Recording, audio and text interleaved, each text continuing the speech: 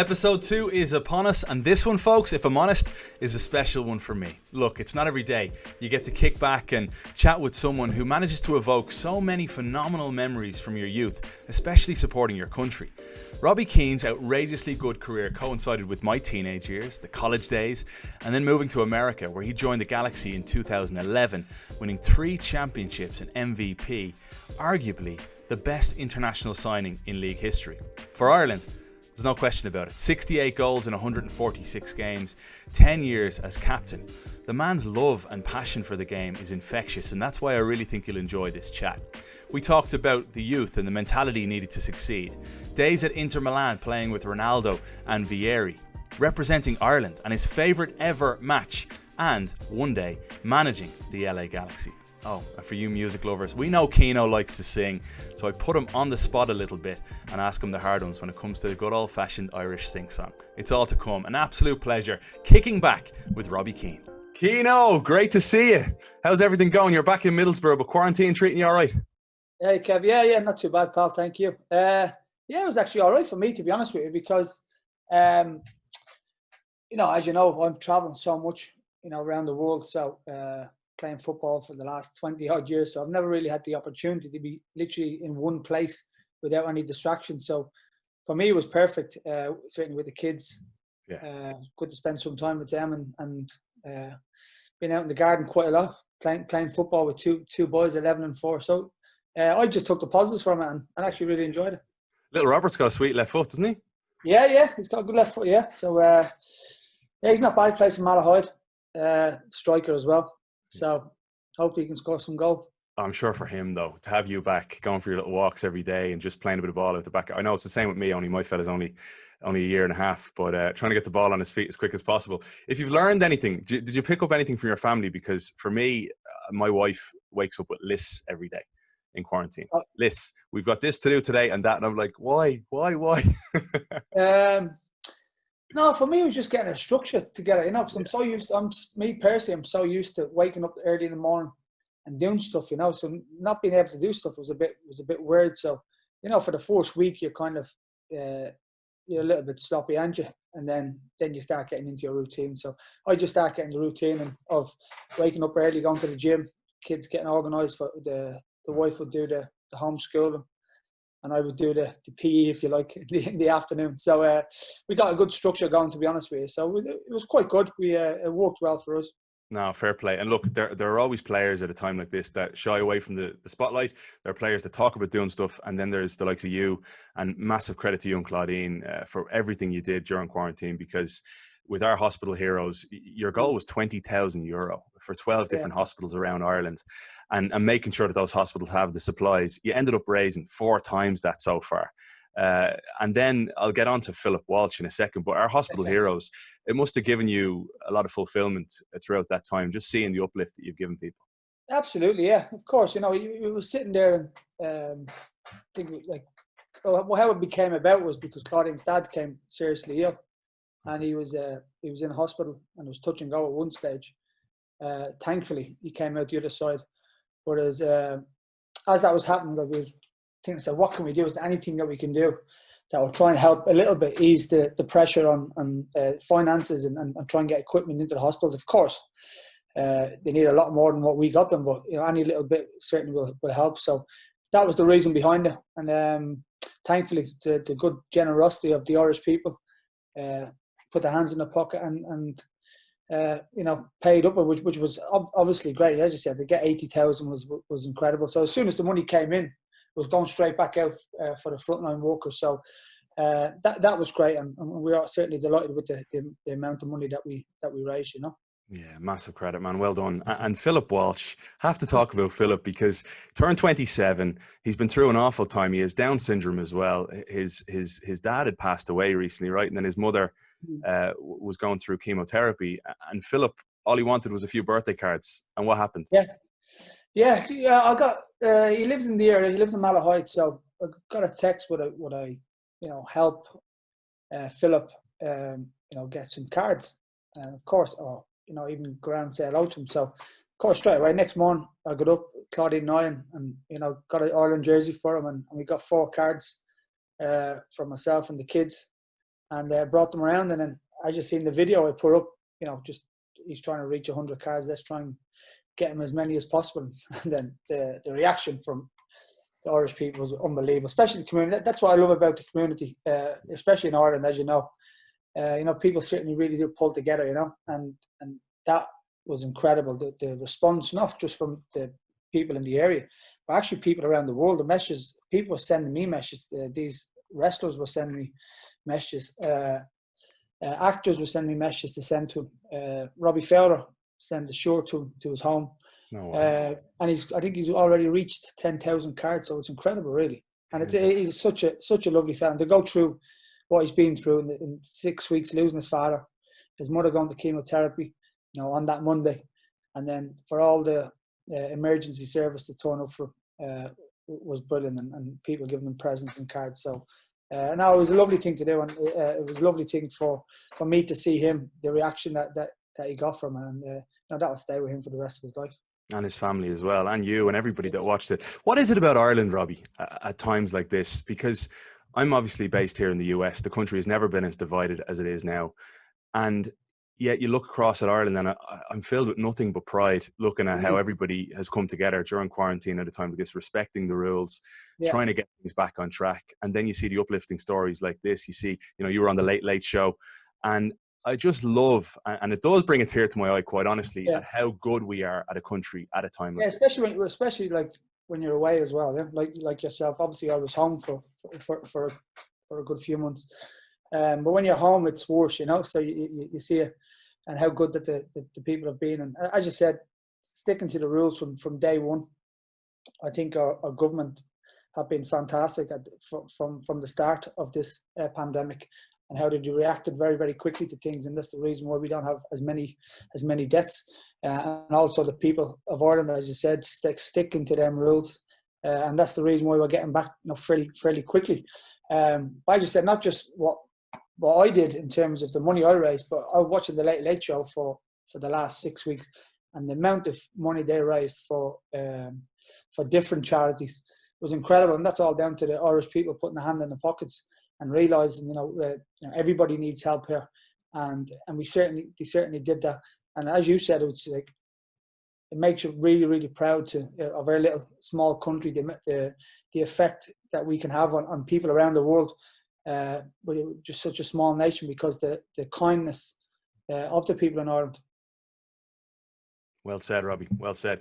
You're coaching now. You're over with Jonathan Woodgate at Middlesbrough. You're seeing a lot of the younger players coming through, and I'd love to go back. We'll get to your coaching in a moment, but you made a decision when you were, just about 16 or nearly 16 years of age, and it was to go to Wolves as opposed to going to Liverpool, the team you supported as a kid.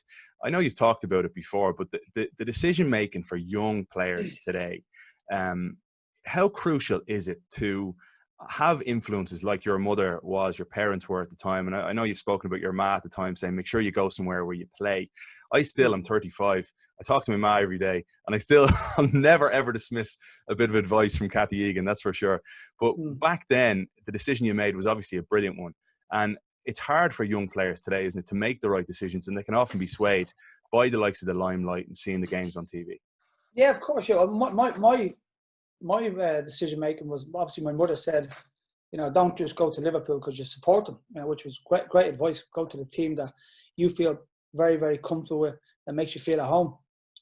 So for me, it was Wolves from day one when I went there. Chris Evans, the youth development officer, was brilliant with me, and to this day now we're still best friends. He actually came to India when I took over as player manager. He came over to assist me. So it just felt right to me. It just felt right. And also in my head as well, I was thinking, I want to play for Wolves like now. Even though I was sick, I want to play now, not in 4 years' time. I'm here to play. So for me was, let's have a good year, a couple of years. Of course, I didn't realize it was going to happen that quick to me, for me. But of course, I was pushing for that. So for me, I'll have a better chance of playing for Wolves than I would for Liverpool, because of Liverpool have a lot of homegrown players, and would they be, and they play for England and stuff, like Michael Owen and stuff was the same age as me at the time. So would I be, as an Irishman, be pushed to the side a little bit more than an English fella, which happens. So my thought was I need to go somewhere I'm going to play, and Wolves was a perfect fit for me because I was in the youth team for 1 year, and then I literally got the fingers to come down to train with the first team pre-season, and that was it. The most amazing thing for me about you, Robbie, is confidence throughout your entire career. It doesn't seem to me like you've ever lacked confidence. Now, maybe that's not the truth. Maybe deep down, there's been moments. You obviously you killed it at Wolves, unbelievable. You get a move, the most expensive teenager in British football history for a while when you joined Coventry for $6 million. That goes really well under Strachan. You're playing with the likes of McAllister and Hadji and players that probably suited you an awful lot at the time, intelligent players. But then you get an opportunity, the opportunity of a lifetime to go across to the San Siro with Lippi as the manager. And that dressing room, Robbie, of Vieri, of Ronaldo, of Zamorano, Recoba, I still think that's the most gifted strike force a club has ever seen. I still think that. But how do you manage those expectations? I think you have to believe in what you're doing, of course. And as you said, I was always confident in my ability that, given the opportunity, regardless where I am, that I'll take it. I never shy away from a challenge, as you know. So I was just confident. I knew what I could do on the pitch when I'm given the opportunity. So I think as a player, you have to have that. It's not arrogance, but you have to have that belief that you're better than the next person that's sitting beside you. Can that be taught, Robbie? I don't know if it can be taught. I think you have to have that yourself in you.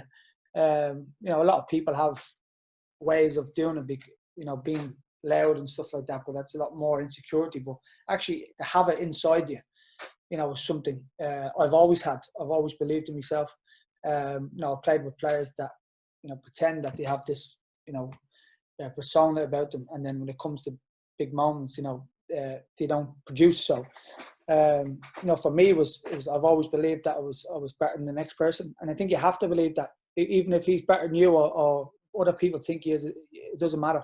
You have to believe that you should be there to be playing week in week out. And I've always, as I said, I had that from a young age, and I think it's important, especially as a striker as well. As a striker, you have to have confidence. You have to have confidence because it can easily be knocked. Because if you miss a chance, how do you react to that?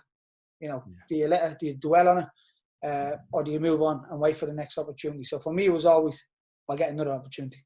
That's gone now. I'll get another one. Love that. There's loads of players in the game, loads of lads that just don't love the game.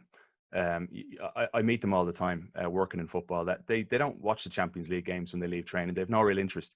You have always loved the game. You followed the game. So when you did go to Milan and you ended up, like, I still think back to the days of Ronaldo and the 98 World Cup destroying Colin Hendry and those moments. And Vieri I've gotten to know well from our time in Miami together. Was there a moment where you were like, wow, I've been watching these guys, I'm now in this dressing room? Not really. I think firstly you have it when you see them, but maybe Ronaldo, because Ronaldo was he was the king at the time, wasn't he?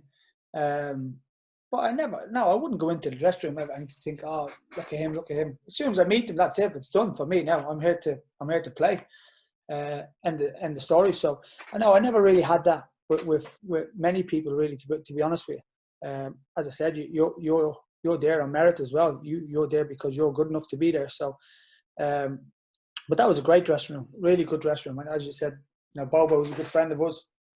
Vieri, great guy. And he was the one really that helped me settle in very quickly over there because of, his English is obviously perfect. Brought up in one of the few guys that spoke English, I'd say, was he? Yeah, him and Clarence Seedorf.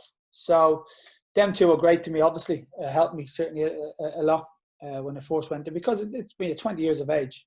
Going to a different country, completely different language. And at that time, not many people spoke English then. Now it's different. A lot of people speak English now. But then it wasn't. It was only them two. So of course I had to rely on them quite a bit. And he's a funny character, isn't he, Bobo? He's one of those guys that I think when you earn his trust, I'll never make the mistake of picking a restaurant again, because we talked about it in last week's show. I brought. Can you imagine, Robbie? I brought him. Lippi's son was there as well. Bobo's now wife. Brilliant people, and a lot of our friends in Miami to a fried chicken place. Not good. Schoolboy era. Not good. Not with David. I know David well. David Lippi. and boba. No, a nice Italian restaurant, loads of pasta, loads of fish, and nice red wine. Yeah. 5 stars though, Robbie. Miami, Southern food, not going to happen again. Listen, Yeah. I know we talked a bit about Ireland, but representing the country, wearing the green jersey, you've said it's the jersey that fits you best. What is it about, and I've mentioned the US being divided, but it's the national team here is as well, the women's team in a lawsuit against the federation. But there's something about Ireland when we all come together as Irish in America and watch the national team play. I remember my favorite trip away ever, I'd say, probably was to Montenegro away in 2008. You probably remember that game well. Trapattoni was in charge, a 0-0 draw, but it was a really good result and a good performance. And there's something special, isn't there, about the boys in green, the fans. I was part of the boys in green movement at the time, and the trip was just phenomenal. But representing the jersey itself, and you did so for 146 times, record amount of goals, 68. How can you sum up that feeling when you hear the national anthem and you go out to represent the boys in green? It's very difficult to explain. It's you get this weird sensation as soon as you put that green jersey on, and then when you hear that national anthem and then you're facing the crowd, and then you're facing the flag, it's something, this feeling that comes over you that it's like the proudest moment in your whole life, and all you can think of is that when you were a kid, all you ever wanted to do was play for Ireland, stand like this when you used to watch them all together in a line. You know, when the national anthem comes on, then they turn to the flag. You know, as a kid, you just always had that in your mind. You know, so when you're standing there, little moments like that come back to you. It's crazy. Watching the '94 World Cup, I'm sure. Yeah, '94 World Cup, 1990. Going to the games myself and the schoolboy end, £2 a ticket off the school. So everything flashes back, and then you're there. You're actually representing, and you're a captain of your country. I mean, it doesn't get any better than that. And as mentioned before, it's certainly the jersey that fits me best. And you know, for me to play that, you know, to have that longevity with Ireland, to have 146 caps, 68 goals, and that means the world to me. Like that means more to me than anything I've done in my football league career, and it's something that will always be very, very proud of. You know, looking back at some of the games, and you know, I don't often do it, but you see clips and stuff like that. You know, it brings back great memories. And as I said, it was for me to play that long, you know, for a country that I absolutely love. You know, it was incredible. If you could replay one match, is there one that stands out? Germany. Yeah. Yeah, that one. Yeah, I just think just because of the whole atmosphere of the game, we're losing 1-0, last minute of the game. We needed to win, because if we didn't win, we probably would have been. We needed to get a result. If we didn't, we probably were knocked out, basically. So it was important that we got something out of the game, and you know, to score in the last minute against Germany in front, you know, of your fans.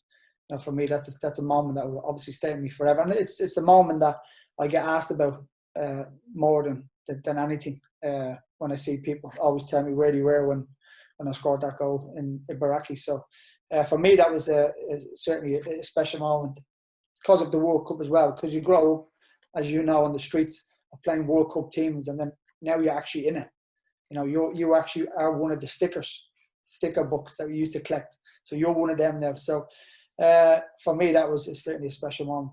Oh, you're giving me goosebumps. I'll never forget where I was. I was in Westwood in Clontarf. There was about 2,000 people there. And you scored. And as soon as you scored, this girl I fancy was next to me. We just started hugging. The next thing we're kissing each other. So you scored and I scored at the same time. Oh, well done. Congratulations. No, it was unbelievable. It really was. And the chemistry you had with Niall Quinn, the flick on, Steve Finnan's pass. But you knew exactly Quinn's passes were like little cushion passes off the head. Well, people pass with a foot, like a true pass. But Quinny's headers they're actually passes. Even just in training, when the ball comes here, he'd always find you. And I always know what he's going to do. My time when we runs was always good with big players. People make the mistake of always starting behind them when they flick on. So it's too easy to mark them. So same was with Berbatov, you know, just having that, waiting for that last second to make that run, always puts the defenders in difficult moments. So that was, you know, as soon as I seen Mark Kinsley getting the ball, kicking along, I knew exactly what was going to happen. So it's almost I seen it happen before it actually did happen. So to actually to come off and then to get the goal, as you said, the celebrations was amazing. I don't know why. For me, I always think of the Spain game, even though I hate to sound like a loser here because we didn't get through, but the Spain game still stands out in terms of pride. Given I thought we played them off the park, honestly, Absolutely. in extra time That's that day. one of my regrets, really, because we were a much better team. You know, they scored early on in the game, and then after that, it was us. And in extra time, then we absolutely battered them in extra time. So when it goes to penalties, as you know, it's a lottery. So not to get through that, because I think if we had got through that game, I think we would have played maybe Korea, was it? Yeah, yeah. I think it was Korea. I think we would have had a chance against Korea, and who knows how we would have gone then. But it's definitely a moment that was lost against Spain. We were definitely the better team, and you know, we've had a couple of nearly moments like that against France. You know, the famous handball. Yeah. That was probably one of the best games I think Ireland's like that I was involved in. How we absolutely battered them off the park. The way we played in their faces, we knew that we were up against it because we were 1-0 down. So we had to have a go at them, and then, but not just have a go, but just the way the football that we played was certainly, I think, the best Irish performance I've seen for a long time. And that Spain game was certainly up there as well. Yeah, big time, Robbie. Brilliant career, honestly. And as an Irish fan, thank you for everything you've done for the national team and all those memories. Unbelievable Premier League career, but I do want to jump across to America. Premier League, still 15th all-time Premier League goals. Real quick one on that, by the way. Harry Kane used to clean your boots. Is that true? Yeah, he's a good lad, Harry. It's amazing because when we used to do shooting after training, we used to. Harry obviously was with the reserves, and then we used to do every day. I used to do 10-minute shooting practice, left foot, right foot, and then you'd always see Harry watching, sitting there and watching, and then eventually as he got older, you know, got involved a little bit, but then you'd always see him watching and doing it himself, and now he does it himself all the time. So. You know, he was definitely one that was closely watching everybody and seeing what they do, and that's what you should do as a young player. You know, see what the senior pros do. You know, can I do something better than what they do? And you know, what he's gone on to do now is incredible. And I'm delighted for him because, as I said, he's such a good lad. Yeah, 26 years of age, 136 Premier League goals. Alan Shearer, I thought no one would ever equal that, and he could be one. Who knows later on down the line. Let's move on to America. LA Galaxy came about 2011. You arrive in, win the championship straight away. You win 3. And Beckham was a big influence, wasn't he, when you first arrived over? But it was the overall project in LA that you said, I can go there, I can win, I can play with players like David. And it was a very, very good team. When I look back at that LA Galaxy team, both of 11, 12, and then a 14. 2 kind of different groups, but still very, very good. Yeah, no, it was good. You know, I said to myself, if I wanted, I could have played in the Premier League again for, you know, a few more years, no problem. I just thought it was, you know, I played for the sake of playing. Are you going to win anything in the Premier League? Possibly not. You know, the team, you're at like a lowerish team, if you like. So am I playing just to get more goals and get more appearance in the Premier League? So I wanted a different challenge, and I thought I don't want to. It always appealed to me, America, anyway. And then I wanted to go there to make a difference, not just to go there just for a holiday. And what you know, people going there for the last couple of years of my career. I wanted to really make a difference. So, you know, I went there 2011. As you said, David was the one that sorted everything out, if you like. He was the one that when we was training with Tottenham for a couple of months, you know, he was asked me would I be interested in going, but eventually I said yeah I would. Yeah, eventually. I didn't realise it was going to happen that quick, to be honest with you. So he was the one that was behind it, really. So I knew that they were a decent team. I knew I'd certainly be able to help them. So to win it, you know, in the first few months I was there was great. And as I said, it was a great team. And David obviously was a top player. Landon Donovan, great player. Some other really good lads in there, Janino, Sarves, and Omar Gonzalez. So we had a really, really good, solid team, you know. And as I said, I was delighted I did make the move because it certainly holds a special place in my heart, and obviously the family as well. I often think those two you mentioned, Janino and Sarvis, are often underrated in what they did in that team, right? Keeping it going in midfield. LA Galaxy down the line, would you like to manage the team? Down the line, yes, absolutely. As I said, LA Galaxy is a team that, you know, as you know, I absolutely love. The people there are great. the country itself. I loved it. My family loved it there. My little lad was born there, Hudson. So it's certainly a place that means a lot to me, of course, and being there for 5.5 years. I would, of course, why not? As I said, I'm a student of the game. I'm learning. I'm always learning. I'm always reading. I'm always studying people. I had the opportunity to go to Tottenham a few times with Pochettino to watch him fairly closely. So I'm in no rush. I've got, as I said, I've been assistant now for a couple of years and had 2 different experiences. Obviously with Mick McCarthy, who's great manager, and to learn off him now with Jonathan and learning the championship. So I'm learning my trade, and as I said, down the road, of course, I want to be a manager. And if that opportunity came up, I definitely would sit down and speak to them. So who knows what's going to happen next in the future. But at the moment, I'm fairly comfortable what I'm doing. I said I'm in no rush. And as you mentioned earlier on about David Lippi, his dad was my manager, obviously, in Inter. So I met him on holidays last year. And he said to me, Robbie, you want to be a manager, but just take your time. There's no rush. You could be a manager for 20, 30 years. So there's absolutely no rush. And I'm in no rush. I said I'm enjoying it, the coaching side of it. But now you have to start somewhere. You have to learn. And I'm learning all the time, and but there will become a time, obviously, that I'll do my own thing. But at the moment, I'm quite content. What sort of manager are you now? If you were to assess you as the way you see the game and the way you'd influence others in a team, Robbie, is there a way to sum up the coach that you are? I think you have to have a team first that suits you and the way you want to play football. That's more important. If I'm going to a team, it has to be a plan in place, for me to get the right players in and the right system that I would want to play the game. I'm definitely a manager that likes to play, fast football. Definitely keep the ball on the floor, pass and move, with a lot of energy, high pressing. But you need the right players and you need quality of players. It's okay, saying that, but if you don't have the right fit for you and the right team, well, then it could easily go wrong. So that's why, and when I mentioned before about not in a rush to do things, it has to be certainly the right one in the future. But definitely a team that wants to play football, as I said, aggressive and how they attack, and score more goals than the opposition. Oh, fair play to you, because a lot of players, you see, they jump into jobs that come available and they see it as an opportunity they can't turn down. But having a relationship with that sporting director, I've seen it happen, and that's the reason why, But some opportunities come up for certain people that they can't turn down, and I get that. I'm just going down a different route, at the moment. As I said, I'm learning the trade, if you like, and there's so much to learn.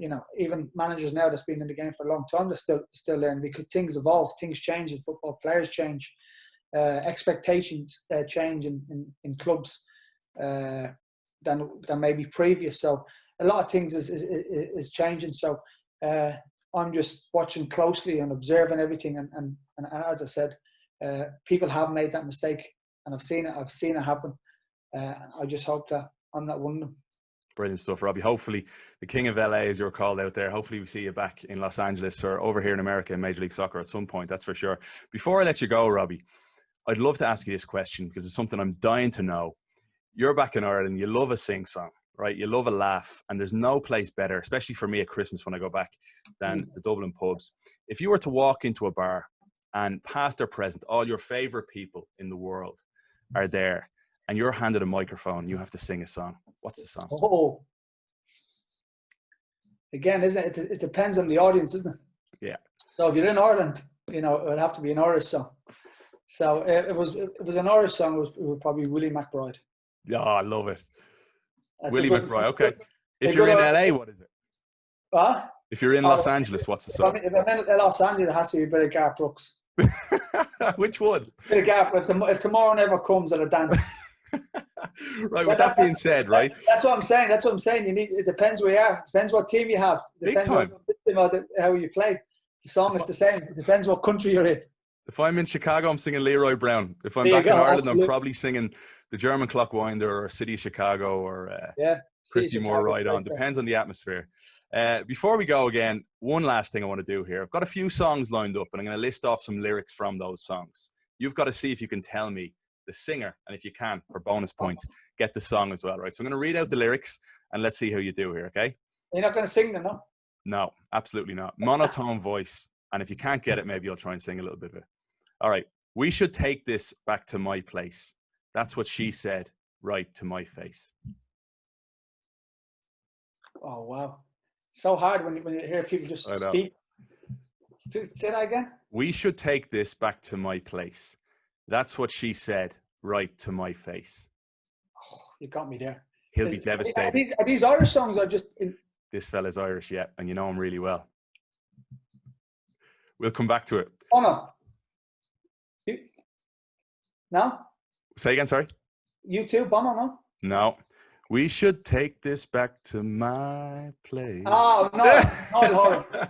Niall Horan, Slow Hands. All right, next one. This is a guaranteed, Robbie. I'm banking on you here. The Boys of Liverpool. See, you have to sing them. Wouldn't you sing them? It's fine. Okay, all right. The Boys of Liverpool, when we safely landed, called myself a fool. I could no longer stand it. Oh, my God. The Boys of Liverpool, when we safely landed, called myself a fool. I could no longer stand it. Rocky Road to Dublin. Rocky Road to Dublin. Yeah. My brother's song in Gibney's. Yeah, Rocky Road to Dublin. About it. All right, this one's kind. I'll sing this one a little bit, right? They told him, "Don't you ever come around here? Don't want to see your face. You better disappear." Fire in your eyes. Oh, beat it, Michael Jackson. Yeah, the fire in your eyes. Oh, sorry. Yeah. There you go. Come on, man. Right, here we go. I can't believe you picked the Michael Jackson one. Two more. I thought you all going to be Irish songs. Go on. No more Irish songs. I'll give you that clue. This fella is English.